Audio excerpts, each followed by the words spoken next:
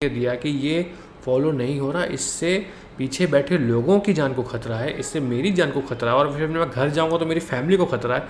इतना इंपॉर्टेंट जो मैं डॉक्यूमेंट लिख के दे रहा हूँ।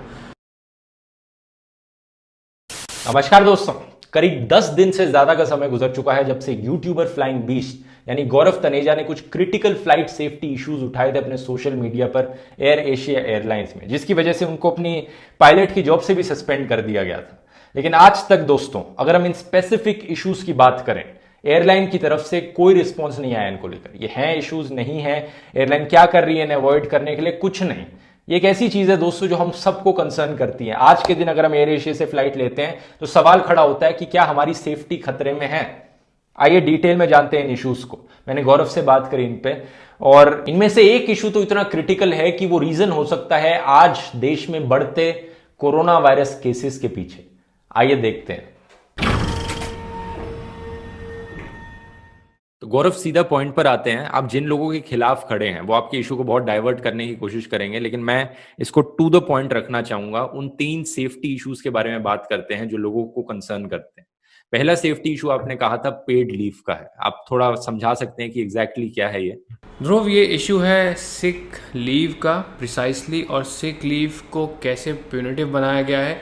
अगर एक पायलट सिक होता है तो उसको कैसे पनिशमेंट दी जाती है एक सिक लेने के लिए। ज्यादातर जॉब्स में दोस्तों आप 5 दिन काम करते हैं, मंडे टू फ्राइडे, और सैटरडे संडे आपको ऑफ मिलते हैं। पायलट्स के लिए ये 6 दिन फ्लाइट उड़ाते हैं और 7वां दिन इन्हें ऑफ मिलता है। ये ऑफ डेज हो गए। और दूसरी तरफ होती हैं सिक लीव्स। अगर आप किसी भी जॉब में बीमार पड़ते हैं तो आप सिक लीव ले सकते हैं, और हर जॉब में कुछ given number of sick leaves दी जाती हैं साल में, जैसे कि 10-15 सिक लीव्स। पायलट्स के लिए भी ऐसा ही होता है। अब गौरव ये कह रहे हैं कि एयर एशिया में अगर आप सिक लीव लेंगे तो उसे as a off day count किया जाता है। ये मैंने एक नॉर्मल मंथ लगा दिया, इसमें डेट्स लगा दी। अब मान लीजिए किसी पायलट की 4 तारीख से लेकर 9 तारीख तक फ्लाइटें थी, 6 दिन वो फ्लाई करता है, और 7वें दिन एज पर रेगुलेशन उसको ऑफ मिलना चाहिए, तो उसका 10 तारीख को ऑफ था, और फिर again he can work for 6 days. अभी मैं एग्जांपल लेके आपको समझाता हूँ कि मान लीजिए 9th को जस्ट अपनी छुट्टी से पहले उस पायलट को सिकनेस हो गई और वो बहुत बीमार पड़ गया, इस हालत में नहीं था कि ही कैन गो। 9 तारीख को अगर वो सिक मारता है, सिक लीव लेता है, तो 10 तारीख को जो उसका ऑफ है वहाँ उसकी फ़्लाइट लग जाएगी, और कंपनी ये मान लेगी कि 9 तारीख को आपका ऑफ था, आप रेस्ट कर रहे थे, तो 1 2 3 4 5 6 15 तारीख तक आपको वो फिर फ्लाई करा सकती है। और बहुत ज़रूरी चीज़ यहाँ पे समझने की ये है कि क्या जब आप सिक होते हैं तो आप छुट्टी मना रहे होते हैं, क्या आप इंजॉय कर रहे होते हैं? अपने ऑफ के दिन मैं क्या करता हूँ, मैं जिम करता हूँ, मैं अपने वीडियो शूट करता हूँ, वीडियो एडिट करता हूँ, फैमिली के साथ टाइम स्पेंड कर रहा हूँ, वैसा टाइम जिससे मेरी फटीग निकले। बट जब आप बुखार है, आपको तेज़ बुखार, तो क्या आप फटीग से रिकवर कर रहे हैं? You are suffering in your sickness, you are not recovering from fatigue. तो कंपनी ने उसको ऐसा बना दिया कि आप रिकवर कर रहे हैं। सिकनेस से आपको एक्स्ट्रा फटीग और ऐड होती है। तो अब मान लीजिए कि वो पायलट जब 15 तारीख को फ्लाइट पे आया तो वो 4 से 15 उसके पास कोई भी टाइम नहीं था अपनी फटीग से रिकवर करने के लिए। Imagine how much that pilot will be fatigued on the last day if he is flying on 15th। Imagine if he has to get up 3 in the morning to report for a flight, do 4 sectors. ऊपर से दोस्तों अगर कोई normal job होती है जिसमें आप थके हुए हैं तो ठीक है, थोड़ा सह लेंगे, थोड़ी परेशानी होगी। लेकिन अगर एक पायलट 15 दिन से प्लेन उड़ा रहा है, थका हुआ है, तो ये प्लेन में बैठे सारे पैसेंजर्स के लिए एक सेफ्टी रिस्क है अगर वो प्लेन ढंग से नहीं उड़ा पा रहा है तो। और यहाँ पे आपको मैं एक FAA की स्टडी भी दिखाऊंगा। FAA is the federal aviation administration, जो कि US की रेगुलेटरी बॉडी, जैसे यहाँ पे DGCA है। बहुत अच्छी स्टडी थी उसकी। उसमें उन्होंने फर्स्ट पेज पे ये लिखा हुआ है, fatigue threatens aviation safety because it increases the risk of pilot error that could lead to an accident. दूसरे इशू को लेकर पहले थोड़ी बैकग्राउंड इंफॉर्मेशन मैं आपको दे देता हूं दोस्तों। लैंडिंग करते समय कभी आपने एरोप्लेन की खिड़की से बाहर देखा हो तो जो विंग के नीचे वाला पार्ट होता है, आपने देखा होगा वो टिल्ट हो रहा होता है। इस पार्ट को कहते हैं फ्लैप। ये फ्लैप कितने खुले हैं और कितने बंद हैं, इसको लेकर आप लैंडिंग के कई एस्पेक्ट्स को कंट्रोल कर सकते हो। अगर फ्लैप्स पूरे खुले हैं यानी ऐसे हैं तो इसे फुल फ्लैप पोजीशन कहते हैं। पूरे नहीं खुले यहां पर, बीच में एक पोजीशन होती है फ्लैप 3 की पोजीशन। 2 मेन एस्पेक्ट्स को आप कंट्रोल कर सकते हो लैंडिंग के फ्लैप्स को यूज करके। पहला है, अगर आपकी स्पीड कांस्टेंट है तो आप डिसेंट एंगल कंट्रोल कर सकते हो। फुल फ्लैप पोजीशन में डिसेंट एंगल ज्यादा स्टीप होता है, यानी प्लेन ऐसे लैंड करता है। हाफ फ्लैप पोजीशन में यानी फ्लैप 3 की पोजीशन में प्लेन ऐसे लैंड करता है। ये आप इस डायग्राम में क्लियरली देख सकते हो, लेकिन दूसरा ज्यादा इंपॉर्टेंट पॉइंट है जो कि एक्चुअली में कमर्शियल एयरलाइंस में होता है। अगर आपका डिसेंट एंगल कांस्टेंट है तो आप एरोप्लेन की स्पीड को कंट्रोल कर सकते हो फ्लैप्स का इस्तेमाल करके। फुल फ्लैप पोजीशन में एरोप्लेन धीरे डिसेंड करेगा, आपके पास ज्यादा टाइम होगा, थोड़ा सा ज्यादा कंट्रोल होगा एरोप्लेन के ऊपर क्योंकि स्लो डिसेंड कर रहा है। और हाफ फ्लैप पोजीशन में, फ्लैप 3 की पोजीशन में थोड़ा सा ज्यादा तेज होगी एरोप्लेन की स्पीड डिसेंड करते वक्त। फ्लैप 3 और फ्लैप फुल दोनों ही रिकमेंडेड एक लैंडिंग के कॉन्फ़िगरेशंस हैं by the operator, by the manufacturer which is the Airbus. दोनों ही सेफ हैं, बट दोनों को करने की कंडीशंस एक पायलट को इवैल्यूएट करनी पड़ती हैं जब वो लैंडिंग करता है उससे पहले। अब बात यह है दोस्तों कि फ्लैप 3 लैंडिंग करने से फ्यूल बचता है, क्योंकि आप प्लेन को एक स्टीप एंगल पे नहीं लेके आ रहे हो, धीरे धीरे डिसेंड कर रहे हो, इसलिए फ्यूल बचता है और सारी एयरलाइंस वही रेकमेंड करती है। लेकिन कुछ कंडीशंस ऐसी होती है जहां पे फुल फ्लैप लैंडिंग करनी पड़ती है, जैसे कि रनवे छोटा हो किसी एयरपोर्ट का, या फिर रनवे के आसपास पहाड़ियां हो, माउंटेनियस रीजन हो, तो इतना ही जगह नहीं होती प्लेन को धीरे से डिसेंड करने की, स्टीप डिसेंड करना पड़ता है, वहां पर फुल फ्लैप लैंडिंग्स यूज करनी पड़ती है। अब गौरव ये कह रहे हैं कि एयर एशिया अपने पायलट्स को फोर्स करती है कि 98% लैंडिंग्स आपकी फ्लैप 3 लैंडिंग्स होनी चाहिए अगर आपको बोनस चाहिए तो सबकॉन्शियसली प्रेशर डाला जाता है कि सारी लैंडिंग्स आप फ्लैप 3 लैंडिंग्स करो, और अगर पायलट्स नहीं करेंगे तो उनका बोनस लूज हो जाएगा, जो कि पैसेंजर्स की सेफ्टी के लिए खतरा है उन एयरपोर्ट्स पर जहां पर फ्लैप 3 लैंडिंग सही नहीं है यूज करनी। हमें ईमेल आया था कंपनी से कि मैं 98% फ्लैप 3 ही करनी है, और मुझे स्पेसिफिकली ये ईमेल था मई के महीने में कि मैंने मार्च में मैंने 71% फ्लैप 3 की हैं, जो कि नॉन कंप्लायंस ऑफ एसओपी है। अब non compliance of SOP, aviation में everything runs via the standard operating procedures. अगर कोई पायलट इससे डिविएट करता है तो उसकी इंक्वायरी या फिर उससे क्वेश्चनिंग कर सकते हैं कंपनी। और तो मुझे ये ईमेल आया था मार्च में पहले, और फिर उसका फॉलोअप ईमेल आया था 31 मई 2020 को, जहाँ पे मेरे हेड ऑफ ऑपरेशंस ने मुझे रिटन में ब्लैक एंड वाइट में ये कहा था कि ये एक प्यूनिटिव पॉलिसी है, एंड मैं as a pilot non compliance of SOP कर रहा हूँ, और ये जो एसओपी है ये डीजीसीए से अप्रूव्ड है, और the company will be happy to retrain me because I am not following this SOP, और इसको और प्यूनिटिव बनाने के लिए मेरा बोनस भी डिडक्ट किया जाए। हमारे व्यूअर्स के लिए क्या आप इस चीज का एक प्रूफ दिखा सकते हैं कि इनका जो डॉक्यूमेंट होगा कोई एयर एशिया का, इनकी पॉलिसी लिखी होगी कहाँ पर कि 98% फ्लैप 3 लैंडिंग्स होनी चाहिए तभी आपको बोनस मिलेगा? ये एक ईमेल है ध्रुव मेरे पास, जो कि हेड ऑफ ऑपरेशन से आया था कैप्टन मनीष उपल से। इसकी डेट है 17 जनवरी 2020। ये ईमेल दिखाने से पहले आपको बता दूं कि what is green operating procedures. Airbus कहता है कि थोड़ी बहुत टेक्निक्स देता है एयरबस की जिससे आप थोड़ा बहुत ऑपरेटिंग कॉस्ट सेव कर सकते हैं, और फ्लैप 3 लैंडिंग करना भी ग्रीन ऑपरेटिंग प्रोसीजर्स के अंडर आता है। So this heading is flap 3 landing and idle reverse SOP non compliance. लिखा हुआ है कि अगर आप ये नहीं करेंगे तो आप एसओपी का नॉन कंप्लायंस कर रहे हैं, साफ साफ लिखा है यहाँ पे। That your compliance rate for green operating procedure will improve after this email, and we won't have to apply demerits for the non-compliance of SOP. So demerits क्या होते हैं कि साल के अंत में सबके पॉइंट्स इकट्ठे किए जाते हैं, और जिसके ज़्यादा पॉइंट्स होते हैं उसको ज़्यादा बोनस मिलता है, जिसके कम पॉइंट्स होते हैं उसको कम बोनस मिलता है। तो अगर आप फ्लैप 3 कम करेंगे तो आपके पॉइंट्स कम एक्यूमुलेट होंगे और आपको साल के एंड में कम बोनस मिलेगा। Dhruv, I'm sending you one more email which shows कि 98% टारगेट्स होता पायलट्स का। The heading of this email non compliance to SOP and fuel efficiency procedures। 4 मई को आया था ये मेल मेरे को मैनेजमेंट की तरफ से। Our key performance index KPI takes into account all scenarios, मतलब ये कह रहे हैं environmental conditions हो गई, चाहे steep approach हो गई, चाहे tailwind हो गई, wet runway हो गया, सारी चीज़ों को, पायलट का फटीग हो गया, सारी चीज़ों के मद्देनजर ये KPI बनाया गया, and is on par with other airlines in our group and other leading world airlines. Based on our data for the month of your compliance for reduced flap landing was 71% versus target KPI of 98%. मेरा एक सवाल ये है कि ये सिर्फ air Asia में ही ऐसा है कि बाकी एयरलाइंस में भी ऐसा है? ध्रुव, जितना मेरा एक्सपीरियंस है, जहाँ मैंने पहले काम किया वहाँ पे ऐसा कुछ नंबर पायलट्स को नहीं दिया जाता था।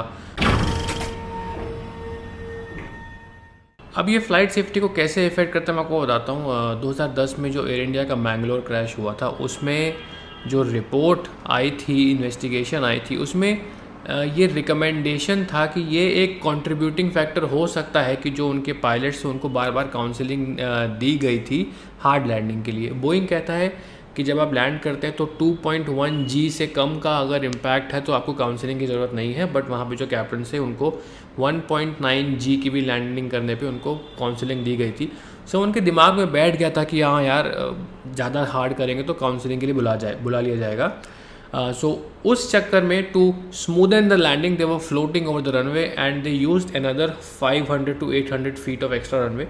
There were a lot of problems, तो अप्रोच थी उसमें भी बहुत चीज़ें थी, बट ये स्पेसिफिक प्रॉब्लम्स में they ate up another very useful portion of the runway which was about 500 to 800 feet. So ये बैक ऑफ द माइंड में जो जाती है ना चीज़ें, ये एक दिन जब सारी चीज़ें ख़राब जा रही होंगी ना, everything will align and then that leads to an accident. Dhruv, एक और चीज़, अभी जैसे जब से ये इशू उठा है तो कुछ कंपनी के पायलट्स जो कि कुछ लोगों का ना माचो एटीट्यूड हो जाता है। सो वो लोग, मेरे को किसी ने सोशल मीडिया पे पोस्ट भेजी which was very disturbing for me कि कुछ लोग बोल रहे हैं कि हाँ हम 98% ही करेंगे, इम्फाल में क्या करेंगे, इम्फाल में 98% करेंगे। So this type of attitude which only few pilots have, अब उन्होंने इसको दिस वर्सेस दिस बना दिया, वो उसको एक ईगो इशू बना दिया which is very dangerous. Now imagine that pilot is committing to land in airport like Imphal, which has a steep glide slope, without even considering the environmental conditions on that day, without considering anything। वो कह रहे हैं कि हाँ मैं इम्फाल कभी भी जाऊँगा, मैं फ्लैप 3 ही करूँगा। Now imagine a heavy aircraft, imagine tailwinds at Imphal, imagine it's raining, it's bad weather day and the runway is wet। और इंडियन एयरपोर्ट्स पे जो रनवे पे ड्रेनेज कंडीशंस होती हैं, जो ग्रूविंग की स्पेसिफिकेशंस होती हैं, उसके बारे में ज़्यादा डीप में नहीं जाऊँगा, मैं आपको वहाँ लेके नहीं जाऊँगा। Imagine all those environmental conditions are against this flap 3 and then still pilots decide to do flap 3 because he has committed कि अब तो मैं फ्लैप 3 करूँगा बिकॉज ये मेरे को अचीव करना 98%। And also if that pilot is not rested well, he is fatigued, he is operating on 15th day, जब उसने मान लो चेक किया था और उसको ऑफ हटा दिया था। Imagine all these factors combined and now think where are we going. Aviation में कोई भी एक्सीडेंट एक फैक्टर से नहीं होता, कभी भी ये फ्लैप 3 का एक फैक्टर से नहीं होगा। This will be a combination of all the factors and one day all the things will align और ये हमारे साथ एक हादसा हो जाएगा। और हमें प्रोएक्टिव होना चाहिए कि अगर कुछ गलती है तो उसको वहीं पकड़ के इम्प्रूव करें। हमारी हमेशा से आदत रही है कि हम वेट करते हैं कुछ हो जाए फिर हम ढूंढने के वो क्यों हुआ।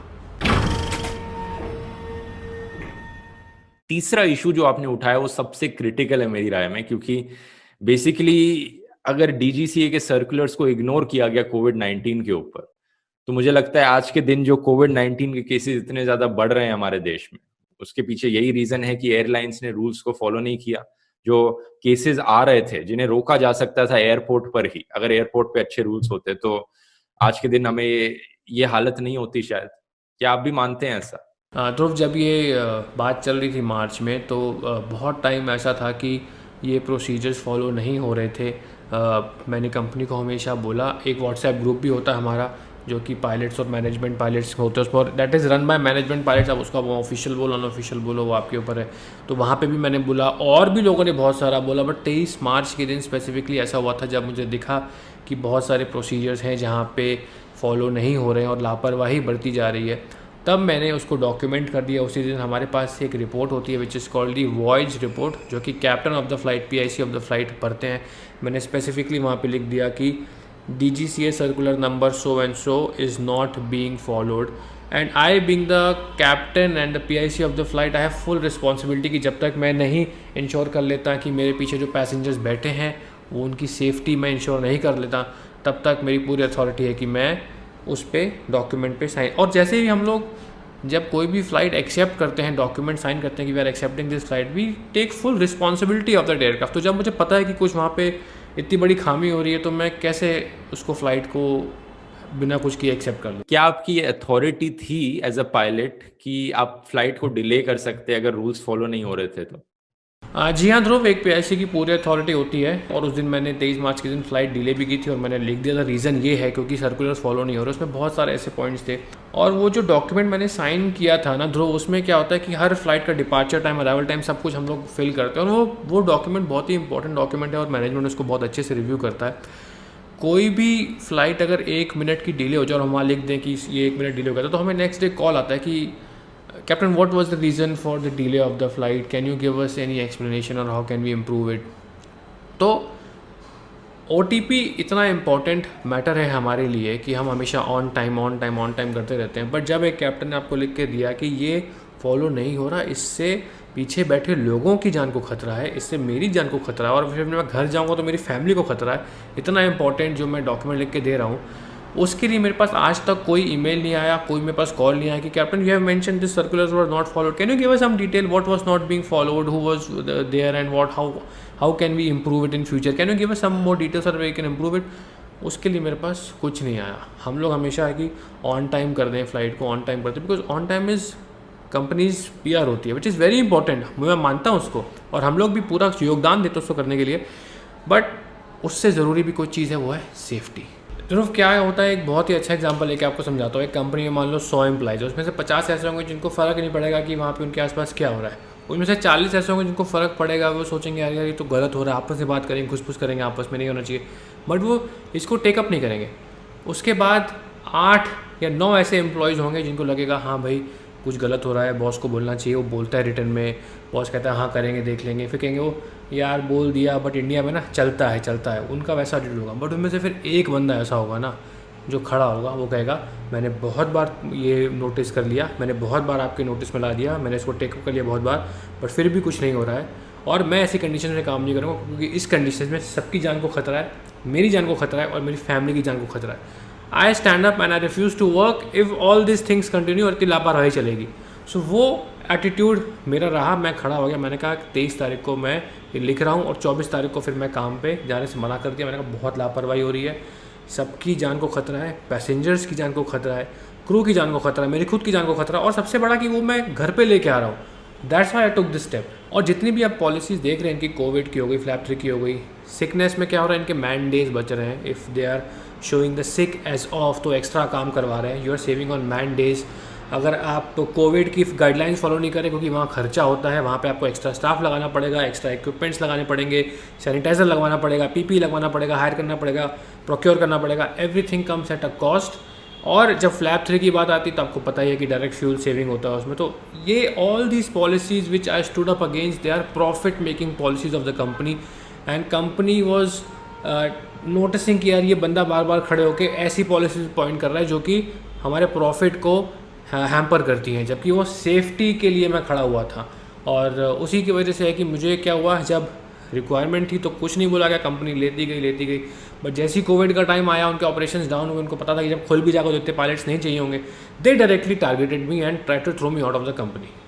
मैंने ट्विटर पे देखा कि ये बॉयकॉट एयर एशिया ट्रेंड होने लग रहा था, मीडिया ने भी आपके इशू को बहुत उठाया, मिनिस्टर ऑफ एविएशन ने भी रिस्पॉन्ड किया था उस ट्वीट पर, तो अभी तक कोई प्रोग्रेस नहीं हुआ इस चीज को लेकर। आपको क्या लगता है कि मिनिस्टर की तरफ से और एयरलाइन की तरफ से क्या एक्शन लिया जा रहा है इस दौरान? ये ट्विटर पे ट्रेंड हो गया था, मैंने देखा था जिस मैंने डाला था वीडियो, बट मेरा उसमें पता नहीं था कि ये ट्रेंड हो जाएगा, और किसने ट्रेंड करा दिया, लोगों ने अपने आप इसको एक ट्रेंड बना दिया। उसके बाद DGCA ने भी इस पर ट्वीट किया था पब्लिक में कि हाँ इसको हम टेकअप करेंगे, somebody has raised a complaint against some airlines, but मुझे आज तक पर्सनली स्पेसिफिक एक्नॉलेजमेंट नहीं आया कि हाँ कि DGCA से एक्नॉलेजमेंट आया हो या फिर एविएशन मिनिस्टर से कोई कम्युनिकेशन आई। सो मेरे पास अभी तक कोई ऑफिशियल कंफर्मेशन या कम्युनिकेशन कहीं से नहीं आई है। ध्रुव, मैं बस ये कहना चाहूँगा कि ये एक फैक्ट बेस्ड केस है, और इसमें मैं बस ये रिक्वेस्ट करना चाहूँगा हमारी अथॉरिटी से कि इसमें एक फेयर इन्वेस्टिगेशन हो, बस मैं और कुछ नहीं चाहता, just want a fair investigation. सबसे इंपॉर्टेंट सवाल यहां पर यह उठता है दोस्तों कि एयर एशिया इन सवालों को लेकर जवाब दे। ये जो 3 सेफ्टी इश्यूज उठाए गए हैं, क्या जवाब है एयर एशिया के पास इनका, कि क्या सही में ऐसा होने लग रहा है, नहीं हो रहा, कुछ तो बोले एयर एशिया। इस वीडियो को शेयर कीजिए दोस्तों, ताकि ज्यादा से ज्यादा लोगों तक पहुंचे और एयर एशिया पर प्रेशर बने कि वो इन सवालों के जवाब दें और बताएं कि क्या हमारी सेफ्टी सही में खतरे में है या नहीं है। अगर आपको मेरा काम पसंद आता है दोस्तों, आप मुझे सपोर्ट कर सकते हैं patreon.com/ध्रुव राठी पर, या YouTube पर एक मेंबर बनके ज्वाइन बटन क्लिक करके, ताकि ऐसे ही और वीडियोस मैं आपके लिए फ्यूचर में बनाते रहूं। और अगर आप एक मेंबर बनेंगे उसके बदले कई एक्सक्लूसिव चीजें मिलेंगी, जैसे अनएडिटेड फुल रॉ इंटरव्यूज आप देख सकते हैं मेंबर बनके चैनल पर। चलिए दोस्तों, मिलते हैं फिर अगले वीडियो में। बहुत बहुत धन्यवाद।